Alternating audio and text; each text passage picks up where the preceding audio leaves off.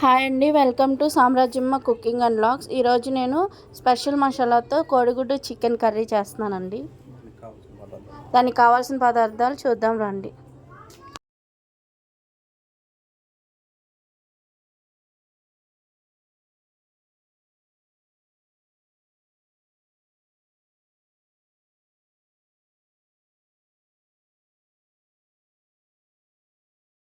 కావాల్సిన పదార్థాలు చూసారు కదండి. ఇప్పుడు వంట తయారు చేద్దాం రండి.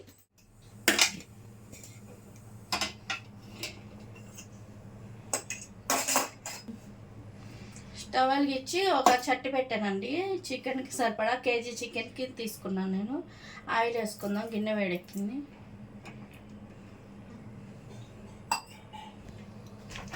ఆయిల్ కాగిందండి. కొంచెం పసుపు వేసుకుందాము గుడ్లు వేయించుకోవడానికి.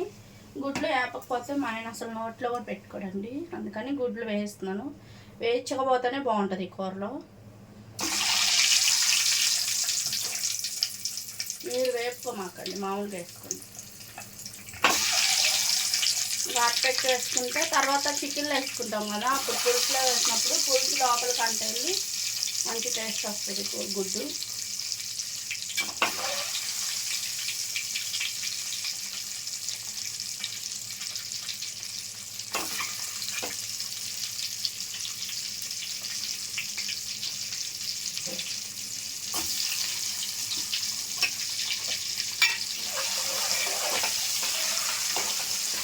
వేయంగానే కదిపేసేయాలండి, లేకపోతే అడుక్కు అతుక్కొని చట్టికి గుడ్డు విరిగిపోద్ది.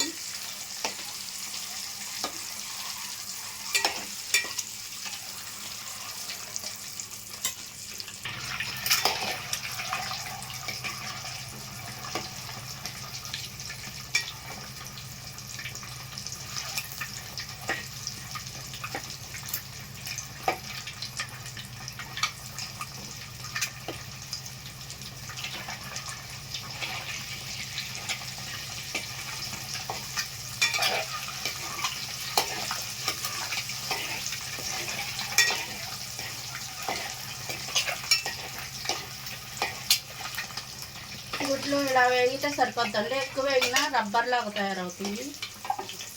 తీసేస్తాం.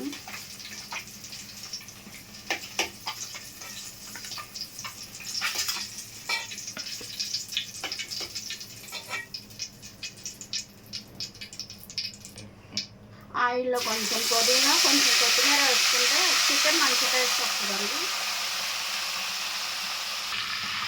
ఈ పుదీనా కొత్తిమీర వేసిన తర్వాత ఉల్లిపాయ ముక్కలు వేసేసుకున్నాను. ఉల్లిపాయ పచ్చిమిర్చి వేసేసి బాగా కలుపుకొని కొంచెం ఎర్రగా వేయించుకోవాలండి. చికెన్ కర్రీకి ఉల్లిపాయలు ఎర్రగా వేస్తేనే బాగుంటాయి.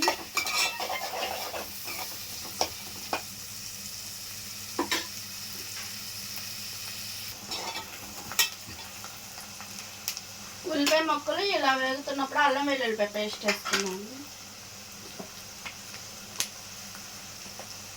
కేజీ చికెన్ కదా, నేను 2 స్పూన్లు వేస్తున్నాను. అల్లం వెల్లుల్లిపాయ పేస్ట్ వేసిన తర్వాత ఒక టమాటా చిన్న ముక్కలుగా కట్ చేసేసానండి. దాన్ని కూడా బాగా కలుపుకొని టమాటా కొంచెం మెత్తబడేంత వరకు ఉడికించుకుందాం.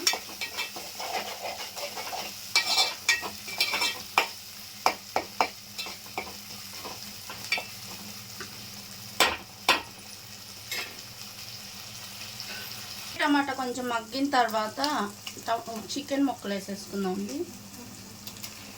చికెన్ ముందుగానే కడిగి ఒక ప్లేట్లో పెట్టుకున్నాను. చికెన్ వేసుకోగానే కొంచెం ఉప్పు వేసుకొని కలుపుకున్నామండి. ఇప్పుడు ఉప్పు వేసిన తర్వాత మొత్తం చికెన్ మొత్తం మసాలా చికెన్ మొత్తం కలిసేంత వరకు కలుపుకోవాలి చక్కగా.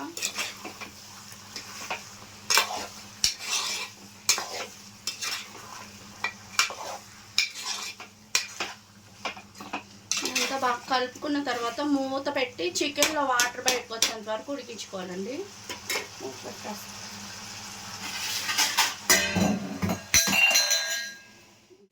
ఒకసారి చూసుకున్నాము. చికెన్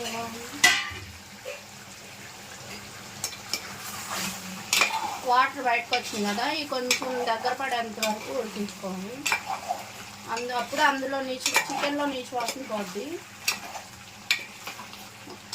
సాల్ట్ వేసి మళ్ళీ మూత పెట్టుకుని పుచ్చగింజలను ఒక 1/2 టీ స్పూన్ గసగసాలు వేస్తున్నాను మిక్సీలో గ్రేవీ కోసం. ఒక చిన్న ముక్క కొబ్బరి ముక్క పచ్చి కొబ్బరి వేస్తున్నాను. ఈ మొత్తం 3 కలిపి మిక్సీ పట్టుకున్నాం. కొబ్బరి చిన్న ముక్కలు కట్ చేసి వేస్తున్నానండి. ఇదంతా కొంచెం పెరిగేసుకొని దీంట్లో మిక్సీ పట్టుకుందాం. మెత్తగా పేస్ట్ క్రీమ్ లాగా ఉండేటట్లు మిక్సీ పట్టి చూపిస్తాం మీకు. ఇదిగోండి ఇలా బాగా చక్కగా క్రీమ్ లాగా పట్టుకోవాలి. మూత తీసి చికెన్ కూడా ఉడికిపోయింది, ఆయిల్ పైకి వస్తుంది. ఇప్పుడు ఇందులో మనం ఈ పేస్ట్ వేసేసుకున్నామండి. పుచ్చగింజలు గసగసాలు పచ్చి కొబ్బరి కలిపిన పేస్ట్.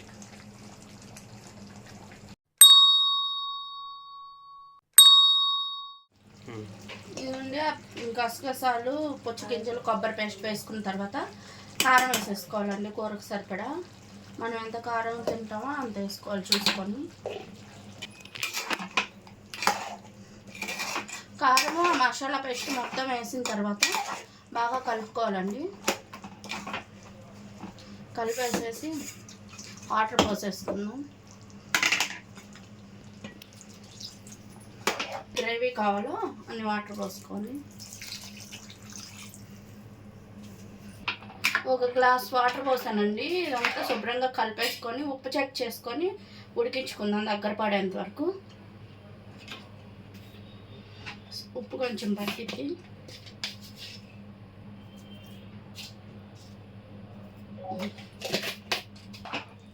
మొత్తం ఇలా ఒకసారి కలిపేసుకొని మూత పెట్టి ఉడికించుకుందామండి.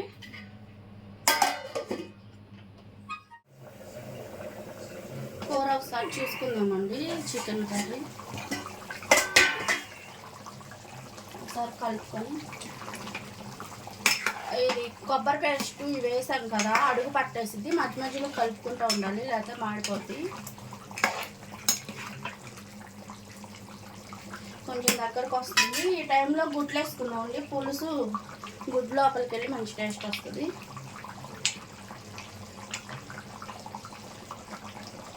కోడిగుడ్లు కూడా వేసి ఒకసారి బాగా కలుపుకొని కొంచెం సేపు ఉంచుకుందాం, ఒక 5 నిమిషాలు. మూత పెట్టేస్తాం. ఓకేనండి, రెడీ అయిపోయింది కూర. మూత తీసుకొని కొంచెం గరం మసాలా వేసుకోండి. ఎక్కువగా ఏనండి, నేను బయట ఇంట్లోనే చేసుకుంటాను. లేదు ఇప్పుడు ఊరెళ్ళిపోతున్నాం కదని ఇది వేస్తున్న పొడి మసాలా. కొంచెం పుదీనా కొంచెం కొత్తిమీర వేసుకున్నాం.